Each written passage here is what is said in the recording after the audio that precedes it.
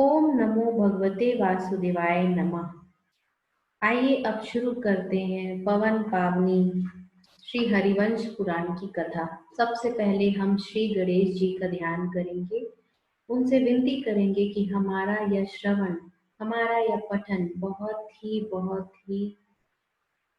पुण्यदायक सिद्ध हो और उनका आशीर्वाद हमारे ऊपर बने रहे। फिर हम श्री कृष्ण जी का आह्वान करेंगे और उन्हें प्रणाम करेंगे कि वह हमें आशीर्वाद दें और हमारे श्रवण को सफल बनाएं।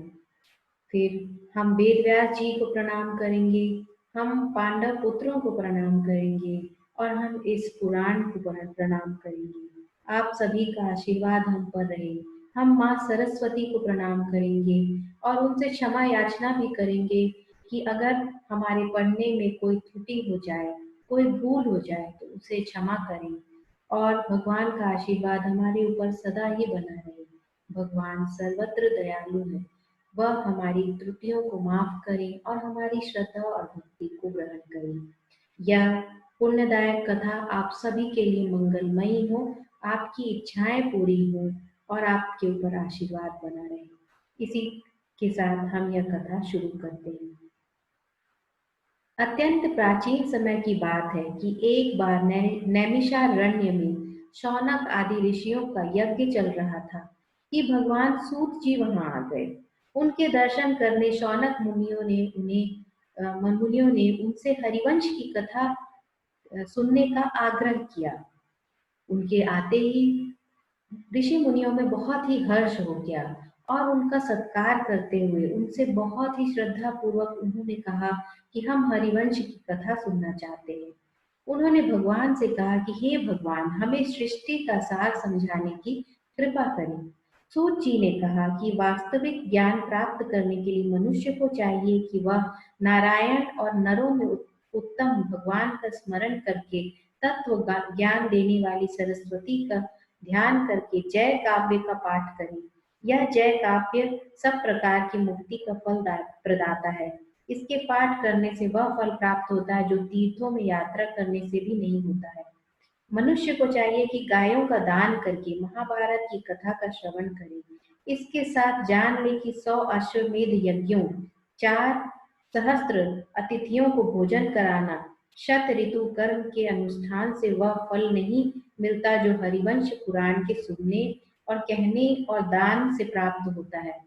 तो आप देख रहे हैं कि किस तरह का ये पुण्यदायक ग्रंथ है कि आपको 100 अश्वमेध यज्ञों, 4 सहस्त्र अतिथियों को भोज कराना, शत ऋतु कर्म के अनुष्ठान से भी वह फल नहीं प्राप्त होता है जो हरिवंश पुराण के सुनने, कहने और दान से प्राप्त होता है। यह कहकर सूत जी ने अत्यंत श्रेष्ठ आख्यान सुनाना प्रारंभ किया। उन्होंने कहा कि इस आख्यान में अनेक भरतवंशी भूपालों, यक्षों, गंधर्वों, मुनियों, राक्षसों, दैत्यों का भी आख्यान है। इस पुराण में कुरुवंशियों का आख्यान भी कहा गया है। वह आख्यान व्यास जी के शिष्य धर्मात्मा जन्मेजय के वृष्णि वंश के विषय में पूछने पर प्रतिष्ठित हुआ था। जन्मेजय ने वैशंपायन से कहा, पांडवों और वृष्णि वंश का कुल एक ही था, अतः यह कथा बार बार सुनने को मन करता है। वैशंपायन ने जन्मेजय की बात सुनकर कहा कि हे ऋषि, मैं आपको दिव्य और अर्थयुक्त कथा सुनाता हूँ। इस व्यक्त दिव्य कथा का मूल अव्यक्त परमात्मा है। वह अव्यक्त, अभिन्न, तेज युक्त संपूर्ण जीवों का सृष्टा नारायण ही सर्वे सर्वा है। उसमें ब्रह्मा से अहंकार की सृष्टि हुई और फिर आकाश आदि सूक्ष्म जीव हुए, फिर पंचतत्व, फिर जरा युज आदि 4 प्रकार के जीवों की सृष्टि हुई, फिर उसके उपरांत अन्य प्रकार की सृष्टि का विकास हुआ। तो इस तरह से श्री वैशंपायन जी सृष्टि की उत्पत्ति बताते हैं। वे बताते हैं कि जो भगवान विष्णु है वो सर्वव्यापक है। जितना भी यूनिवर्स है, जो उसके पहले भी था, ब्रह्मांड के परे भी भगवान विष्णु है। और किस तरह से धरती पर जन्म होना शुरू हुआ। हे राजन, आपको यह ज्ञात होना चाहिए कि हरिवंश पुराण सर्वश्रेष्ठ है और उसके कीर्तन और श्रवण करने से धन तथा यश की वृद्धि होती है, शत्रुओं का नाश होता है, आयु बढ़ती है और अंत में स्वर्ग की प्राप्ति होती है। यह सुनकर जन्मेजय ने कहा कि आप मुझे वृष्णि वंश सहित सृष्टि के विषय में बताकर मेरा ज्ञान वर्धन कीजिए।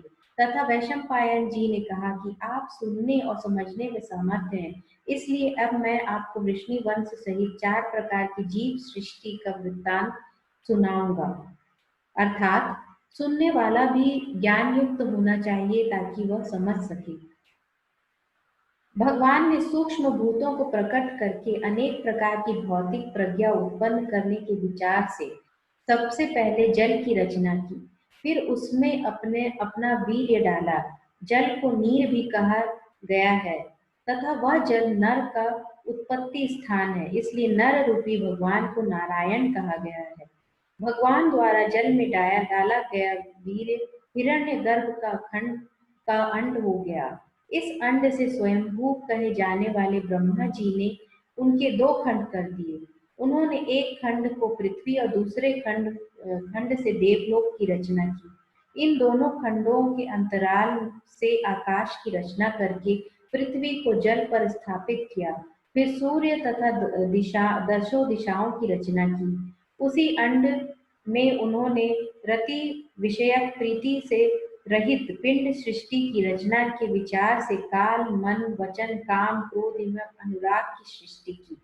तो इस तरह से बताया जाता है कि पहले पानी से रचना शुरू हुई है और किस तरह से यह पानी हो सकता है कि दिव्य जल हो या दिव्य आकाशिक शक्ति जो होती है उसे पानी के रूप में देखा गया है और किस तरह से पानी से उत्पत्ति हुई है। अगर हम विज्ञान में देखें तो विज्ञान भी बताता है कि धरती में जीवों की शुरुआत जो हुई थी वो पानी से ही हुई थी। फिर उन्होंने अपने मन से मरीच, अत्रि, अंगीरा, पुलत्स्य, पुलह, क्रतु एवं वशिष्ठ सप्त ऋषियों को प्रकट किया। इन सप्त ऋषियों से अपने को गृहस्थ ब्राह्मण मानकर ब्रह्मा जी के द्वारा ही प्रकट सनकादि ऋषियों ने तिरस्कार पूर्वक वेद मार्ग को ही श्रेष्ठ समझा। फिर ब्रह्मा जी ने परम क्रोधी रुद्र को उत्पन्न किया तथा मरीचि आदि के भी पूर्वज सनत कुमार की उत्पत्ति की। उपयुक्त सप्तऋषि और रुद्र संतानोत्पत्ति कर्म में लगे, परंतु सनक सनंदन, सनातन, सनत कुमार, नारद और स्कंद ने अपने तेज को नियंत्रित कर ब्रह्मचार्य का पालन किया। सप्त ऋषि और रुद्र इन 8 ब्राह्मणों ने दिव्य महान कर्मवान तथा संतानवान 7 वंशों की उत्पत्ति की। उसमें यज्ञ आदि इत्यादि सुर और कश्यपादि महर्षि थे।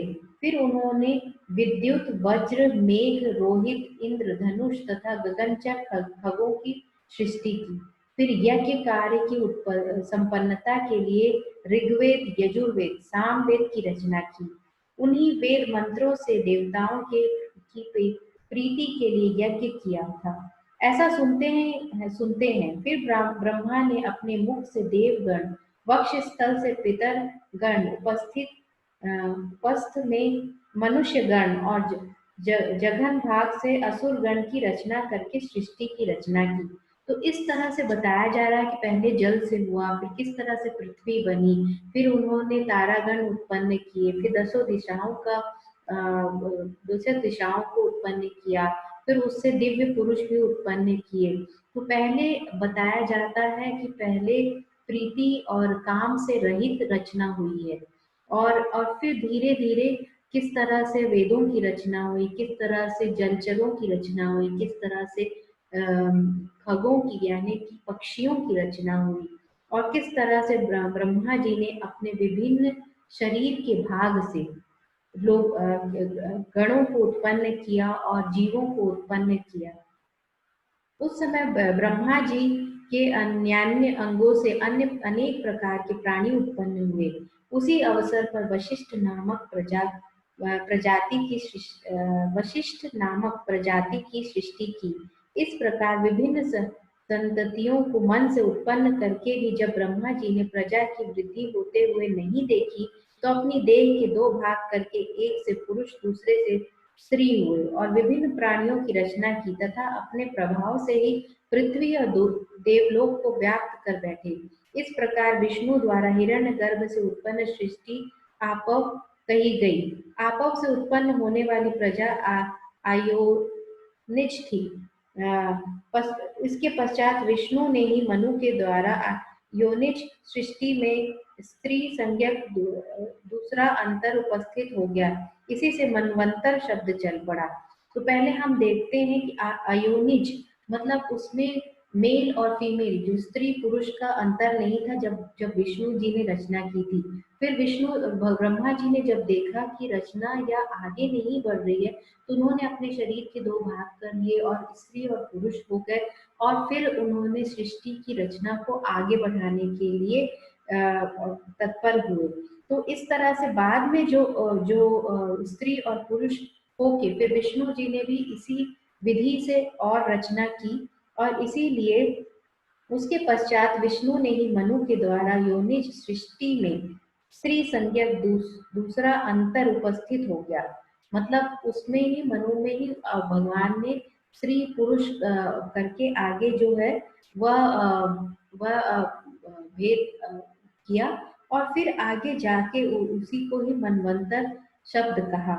इस प्रकार आयोनिज और योनिज दोनों प्रकार की सृष्टि उत्पन्न करने के पश्चात आपो प्रजापति हुए। आयोनिजा शत्रुपा नाम की कन्या उनकी पत्नी हुई। सर्वव्यापी आपव की महिमा और धर्म के प्रभाव से शत्रुपा अनेक रूप में हुई। 10,000 वर्ष तक उसने घोर तपस्या की और फिर संतान की कामना से वह अपने तेजस्वी पति के समीप समीप पहुंची। हे जन्मेजय, स्वयंभू मनु को विराट पुरुष कहा गया है। उनके कार्यकाल की 71 चतुर्युगी व्यतीत होने पर एक मनवंतर होता है। शत्रुपा से उस विराट पुरुष के संसर्ग से वीर नामक एक पुत्र तथा काम्या नाम की पुत्री उत्पन्न हुई। हे महाबाहो, प्रियव्रत के संसर्ग से काम्या के 4 पुत्र हुए जिनके नाम सम्राट, कुक्षी, विराट और प्रभु थे। प्रजापति अत्रि ने उत्तानपाद को अपना उत्तराधिकारी बताया। उत्तानपाद ने अपनी पत्नी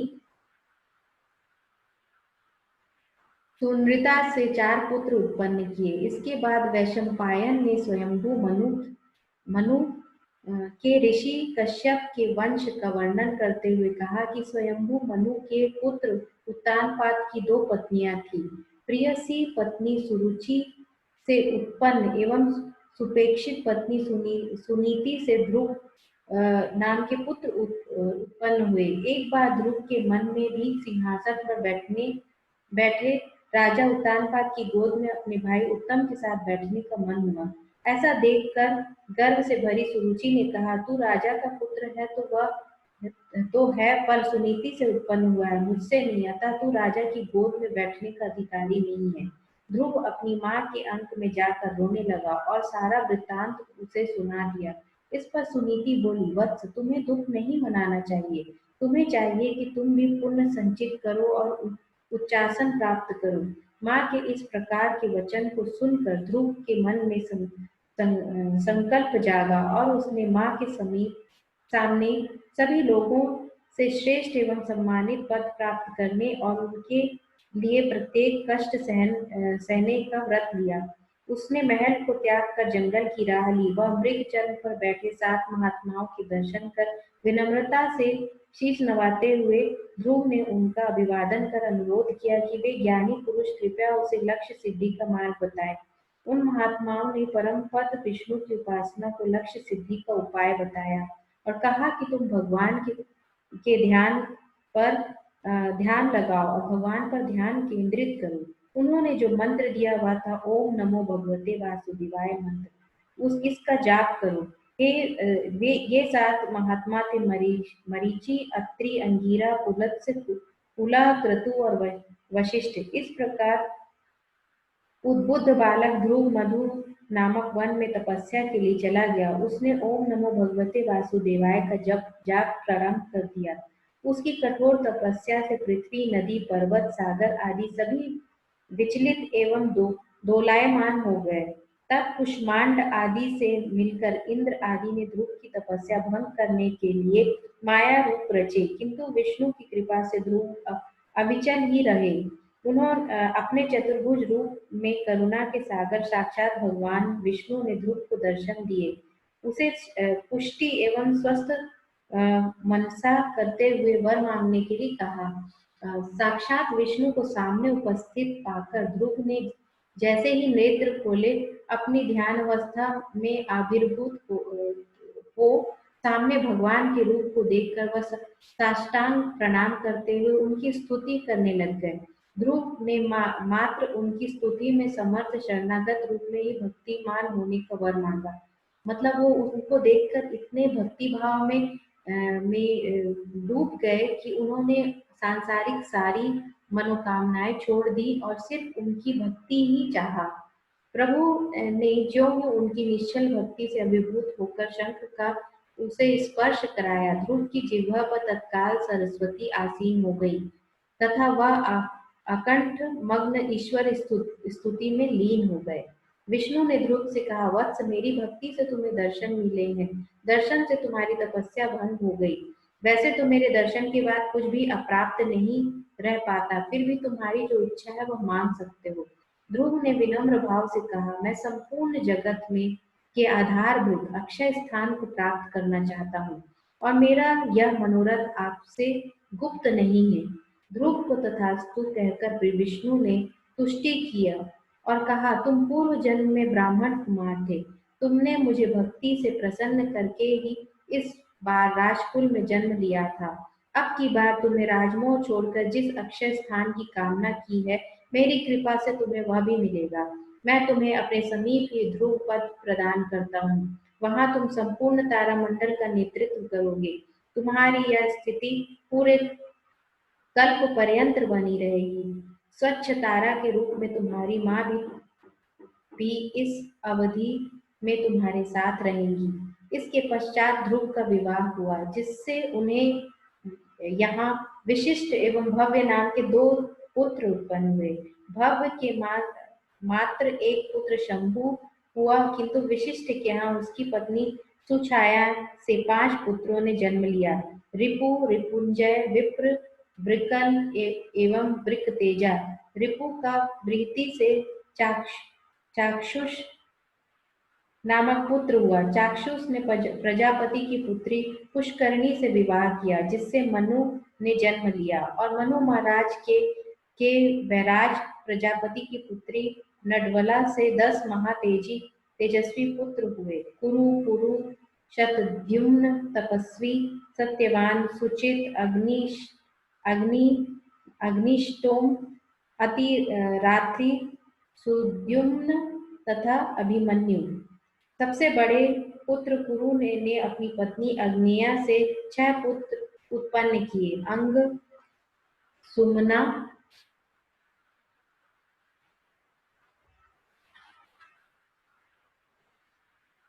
ख्याति, ऋतु, अंगीरा तथा शिवी।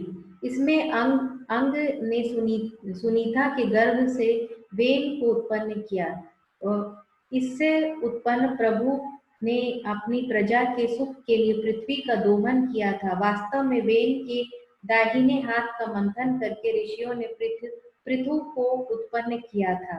वेन के हाथ के मंथन से उत्पन्न पृथु का आख्यान सुनकर मैत्रेय जी के मन में जिज्ञासा उत्पन्न हुई। ऐसी कौन सी परिस्थिति थी कि वेन के दाहिने हाथ का मंथन करके ऋषियों को उनकी वंश परंपरा को आगे बढ़ाने के लिए यह उपक्रम करना पड़ा। यह सुनकर पराशर जी बोले, प्रिय वर, वस्तुतः अंग की पत्नी सुनीता मृत्यु पुत्री थी। इसी कारण सुनीता से उत्पन्न पुत्र ने मातामह नाना के दोष भी आ गए, जिस कारण राज्य रूढ़ होते ही उसने प्रजा को यज्ञ योगादि को बंद करने की राजाज्ञा जारी कर दी, जिससे राज्य में सबको चिंता होने लगी। मुनि महर्षि उससे आंदोलित हो उठे। उन्होंने सविनय निवेदन करते हुए वेन को शास्त्र द्वारा बताए रास्ते पर चलने का बहुत ही आग्रह किया, किंतु वेन तो राज मद में चूर था। उसने राजा को ही परम पद मानते हुए कहा कि सभी वेद ब्रह्मा विष्णु महेश इंद्र यम अग्नि सूर्य वरुण धाता पूषा पृथ्वी एवं चंद्रमा आदि अन्यान्य देवों का वास राजा के हृदय में ही उपस्थित है, अतः प्रजा के लिए राजा से बढ़कर और भी कोई देवता नहीं है। दुखी ऋषियों ने राजा को बहुत समझाया, पर जब किसी भी प्रकार से मुनि लोग वेन को सही मार्ग पर ना ला सके और अंत में वेद निंदक यज्ञ द्वेषी तथा अनाचारी राजा वेन को कुशा से मार डाला। अब राजा वेन के देहांत के पश्चात राजाहीन राज्य में अराजकता फैलने लगी। प्रजा में त्राही त्राही मचने लगी, क्योंकि दुराचारी चोर पुरुषों की बन आई वे निरीह जनता को सताने लगे। इस प्रकार राज्य में बढ़ते उत्पात से दुखी मुनि महात्माओं ने सम्मानित रूप से विचार विमर्श करके प्रथम वेन की जंघा का पुत्र की प्राप्ति के लिए मनोयोग से मंथन किया, जिसके फलस्वरूप काला कलूटा कुरूप तथा नाट्य कद का बालक आविर्भूत हुआ। उसने जन्मते ही ऋषियों से पूछा, अब मैं क्या करूं? ऋषियों ने उससे कहा, निषिद्ध अर्थात बैठ जाए। इस कारण उसका नाम निषाद पड़ा। यही कारण है कि नामक विध्वंसी सभी जन निषाद कहलाए। ज्ञानी महात्माओं ने पुनः प्रयास करके वेन की दाहिनी हाथ का दोहन किया। इससे अब की बार परम तेजस्वी तथा प्रतापी पुत्र पृथु का जन्म हुआ। युवा होने पर मुनियों महर्षियों ने पृथु का राज्याभिषेक किया। आइए अब हम यहाँ पर एक इसको कथा को यहाँ विराम देते हैं और अगले वीडियो में अब हम आगे की कथा पढ़ेंगे। अभी भी हमारा प्रथम अध्याय ही चल रहा है, इसे हम 2 भागों में करेंगे। ओम नमो भगवते वासुदेवाय।